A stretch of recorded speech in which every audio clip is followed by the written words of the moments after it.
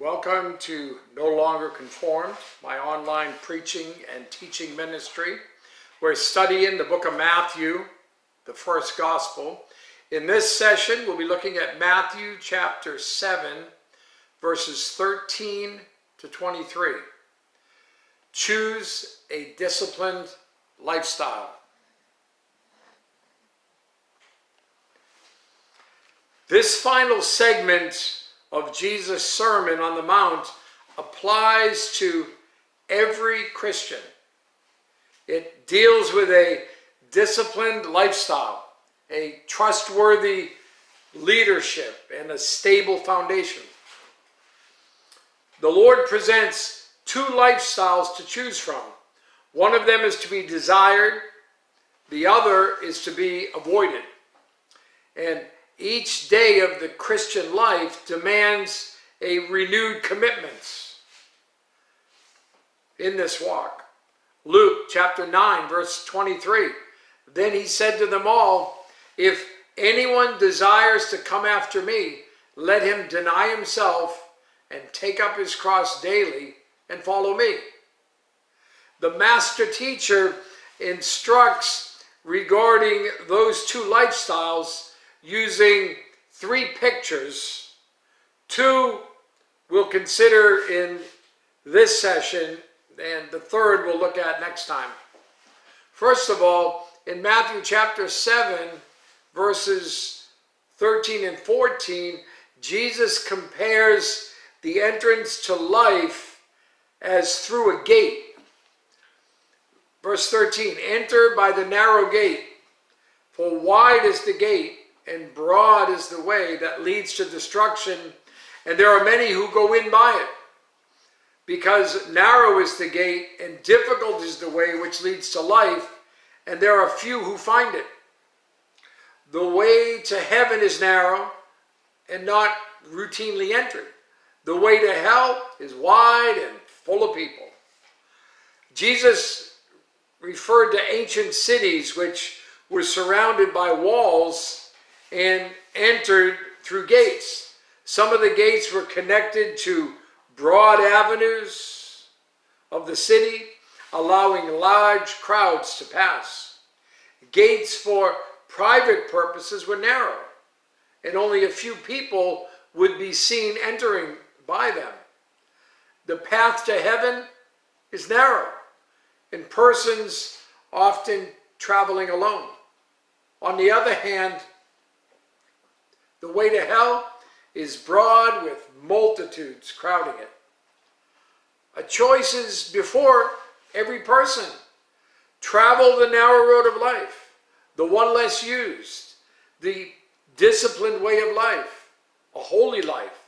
The alternative is the wide road, the crowded path of life that goes with the flow. A lifestyle easily found versus the God-ordered life. The desirable life requires work to find. The one to avoid has neon lights all over it. Even among believers, we find the many and the few. The few who hear and obey the Lord's commands, and the many who hear only. It's a tragedy that, like the world, the church is littered with, although saved, wasted lives. Someone said, the only part of the Bible you truly believe is the part you obey. Real Christian living comes only to those who are willing to pay the price. Second, in Matthew chapter 7, verses 15 to 23, Jesus teaches false prophets as wolves and trees. Verse 15, "Beware of false prophets who come to you in sheep's clothing, but inwardly they are ravenous wolves. You will know them by their fruits. Do men gather grapes from thorn bushes or figs from thistles? Even so, every good tree bears good fruit, but a bad tree bears bad fruit. A good tree cannot bear bad fruit, nor can a bad tree bear good fruit. Every tree that does not bear good fruit, is cut down and thrown into the fire. Therefore, by their fruits you will know them. Not everyone who says to me, Lord, Lord, shall enter the kingdom of heaven, but he who does the will of my Father in heaven. Many will say to me in that day, Lord, Lord, have we not prophesied in your name, cast out demons in your name, and done many wonders in your name? And then I will declare to them, I never knew you. Depart from me, you who practice lawlessness. Things are not always what they appear to be. This is what hypocrisy is all about. 2 Corinthians chapter 11, verses 13 to 15. For such are false prophets, deceitful workers, transforming themselves into apostles of Christ. And no wonder, for Satan himself transforms himself into an angel of light. Therefore, it is no great thing if his ministers also transform themselves into ministers of righteousness, whose end will be according to their works. Another picture of very hungry wolves, ravenous wolves, who kill and eat. Dogs are too ignorant to understand the truth. Swine will attack those who present the truth, but wolves will draw away from truth and consume. They're the most dangerous. A false prophet teaches incorrect doctrine or falsely claims to have divine inspiration. The sheep is a symbol of innocence and sincerity. Coming in sheep's clothing assumes the appearance of sincerity, while the heart is instead evil.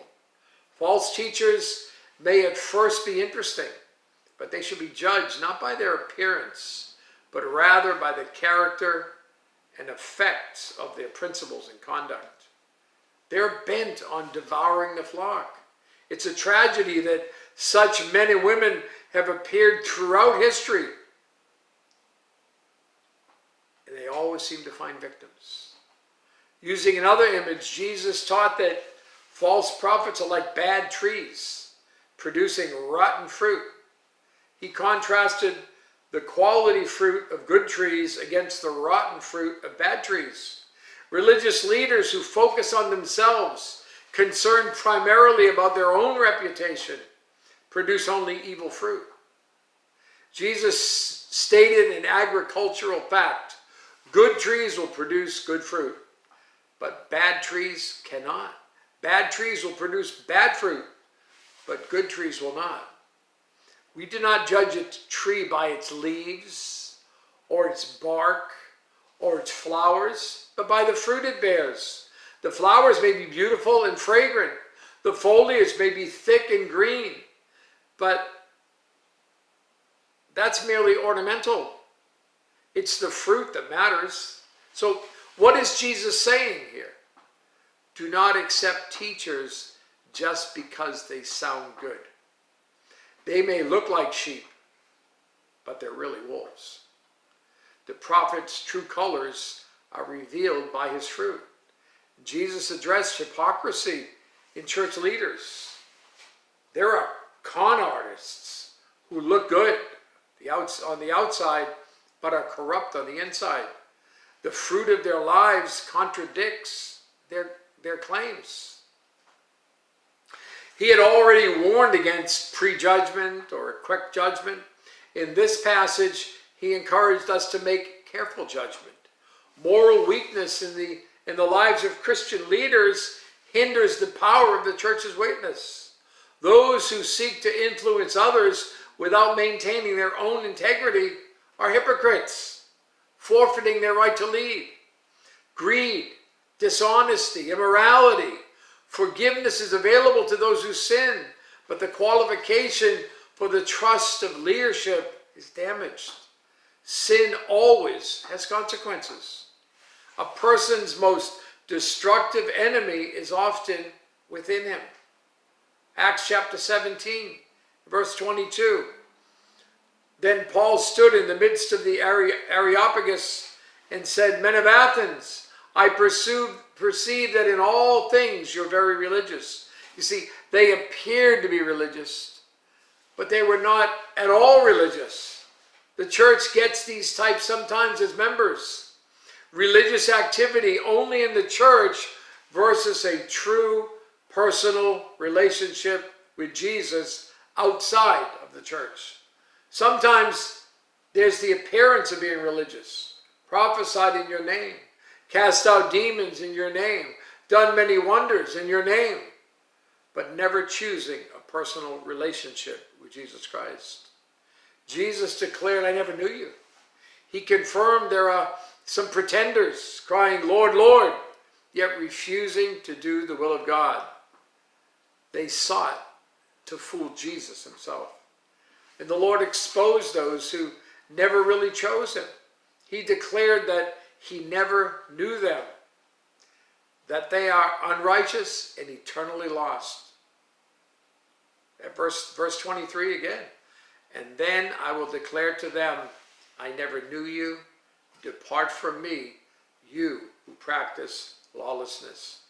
Beware of who you trust to be your religious leaders. You have a great day.